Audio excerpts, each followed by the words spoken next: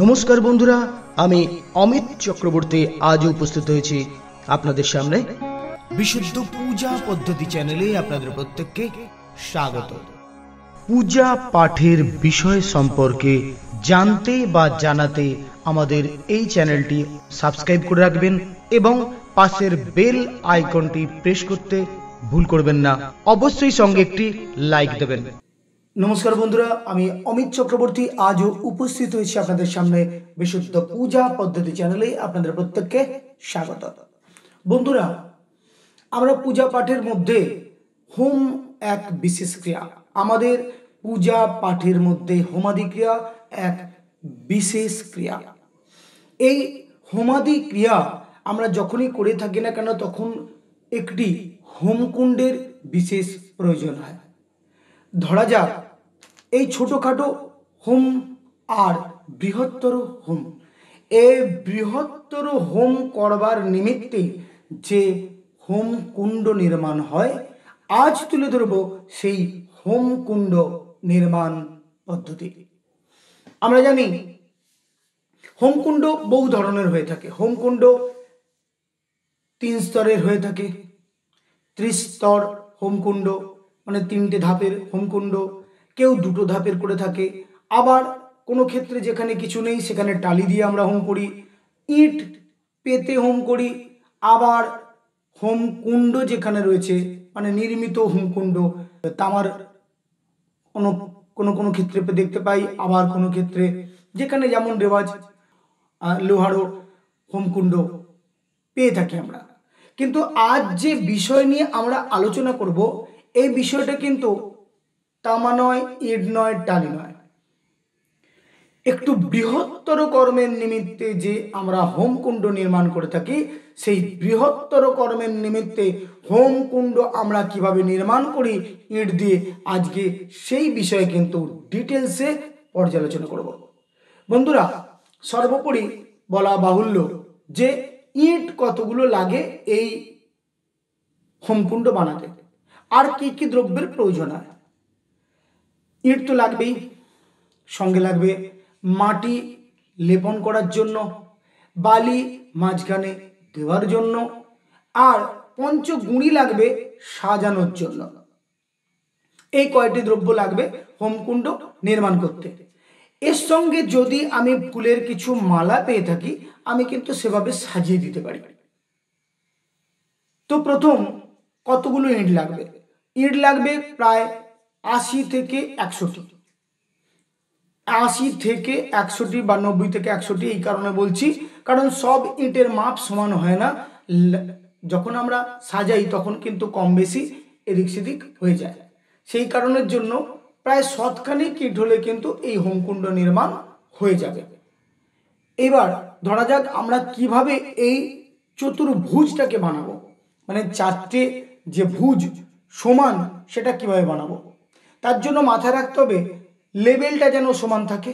যখন প্রথম ইটগুলো আমরা পাতবো, 10 ইঞ্চি আকারের 5টি ইট প্রথম আমরা পাতবো, সেই লেভেলটা যেন সমান থাকে। সেটা আমরা চোখের আইডিয়া করে একটুখানি দেখে নিতে হবে। 5টা ইট পরস্পর, 1টা 2টো 3টে 4টে 5টা ইট প্রথম পরস্পর সাজিয়ে নেব।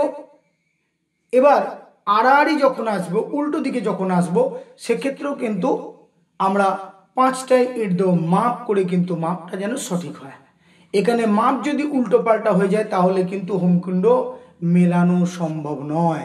বন্ধুরা, মাথায় রাখতে হবে হোমকুণ্ড মেলাতে গেলে কিন্তু পরিমাপ আপনাকে সমান মাথায় রাখতে হবে। এদিকে 10 গেলে এদিকেও 10 আসবে, অর্থাৎ এদিকে 5টি ইট গেলে এদিকেও 5টা ইট থাকবে। আপনি 10 ইঞ্চির আকারে যদি 5টা 10টা ইট ফেলে দেন প্রথমে, এবার এদিকে সাজাবো, এদিকেও কিন্তু আমরা সেম 5টা লাইনে ইট দেব। দিয়ে দিলাম, চতুর্ভুজ আগে বানিয়ে নিলাম, মাঝখানটা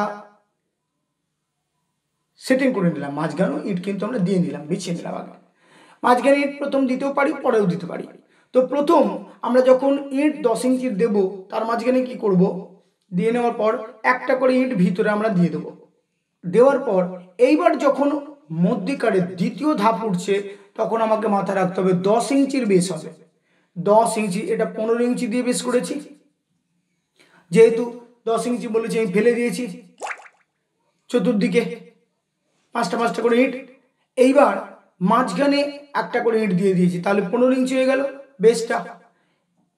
দ্বিতীয় স্টেপ যখন করবো 5 ইঞ্চি ছেড়ে দেব, 5 ইঞ্চি ছেড়ে দিয়ে 10 ইঞ্চির বেস তুলব, 10 ইঞ্চির আর একটা ইট দেবো, ইট দিয়ে এইবার উপরেরটা 5 ইঞ্চি, তাহলে কিন্তু 15 ইঞ্চি কমপ্লিট হয়ে গেল।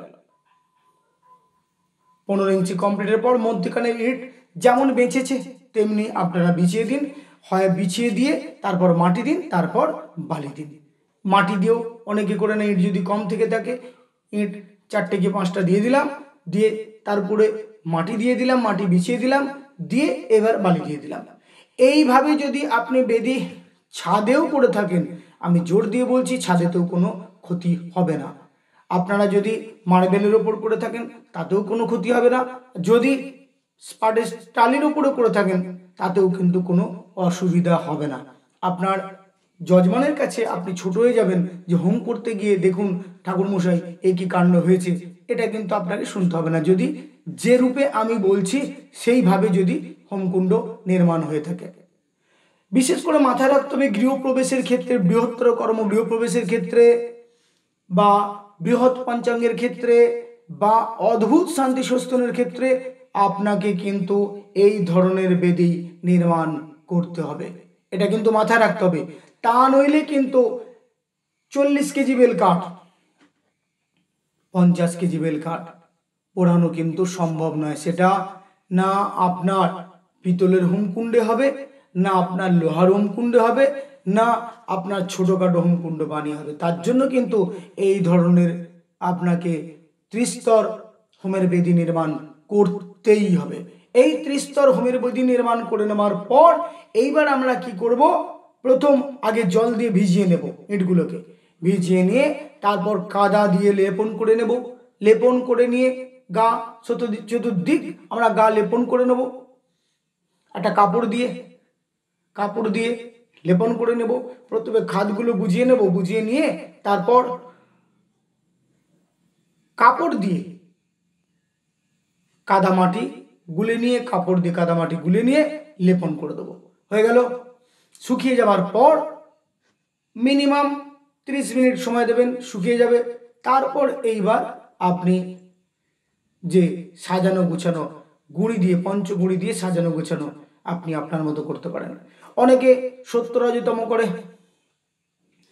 ওপরের স্তরটাকে সাদা দিয়ে, তারপরেরটাকে রজ অর্থাৎ লাল দিয়ে, তারপরেরটাকে তম অর্থাৎ কালো দিয়ে প্রথম 3টে স্টেপ করে নেয়, তারপর ফুল ইত্যাদি ইত্যাদি দিয়ে সাজিয়ে নেয়, যে যেমন করে খুশি সাজাতে পারে।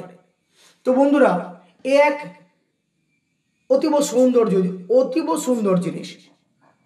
ओम ह्रीं ह्रीं सूर्याय ओम ह्रीं ह्रीं सूर्याय ओम ह्रीं ह्रीं सूर्याय ओम ह्रीं ह्रीं सूर्याय ओम ओम ऐं क्लीं समाय ओम ऐं क्लीं समाय ओम ऐं क्लीं समाय ओम ऐं क्लीं समाय ओम ऐं क्लीं समाय ओम ह्रीं उमा ओई स्वाहा ओम जलाय स्वाहा ह्रीं ह्रीं हुं हुं फट् कमलांकिका ओई स्वाहा ओम श्री कृष्णाय स्वाहा ह्रीं श्रीं ह्रीं दधिवामनाय स्वाहा।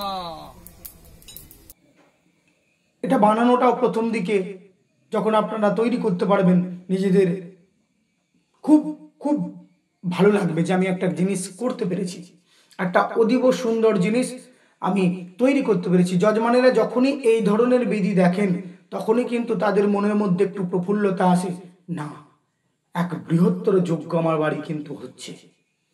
আপনি এই যজ্ঞটাই যখন ইয়েতে করে দেবেন, 15 কেজি বেল কাঠ নিয়ে যখন কারো কর্ম করবেন পঞ্চাঙ্গে, সেটা যখন এই আমাদের যে হোমকুণ্ড হয়ে থাকে পিতলের বা লোহার বা ইট বিছিয়ে, তখন যে দর্শনটা থাকে আর এর দর্শন আকাশ আর পাতাল হয়।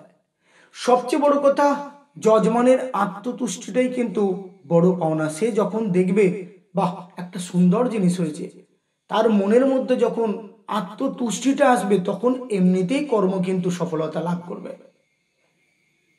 করবেই করবে। আপনি যখন বাড়ি থেকে বলে আসবেন এত বড় কর্ম করে আসার পর বাহ কি সুন্দর কর্ম হয়েছে, অতীব সুন্দর কর্ম, আহা, তখন কিন্তু তাদের মন এমনিতেই প্রফুল্লতায় ভরে উঠবে। তাদের মন যখন প্রফুল্লতায় ভরে উঠবে তখন এমনিতেই কিন্তু তার পরমেশ্বর, আমাদের পরমেশ্বর এমনিতেই খুশি হবেন, সে কর্ম এমনিতেই সাফল্যমণ্ডিত হবে।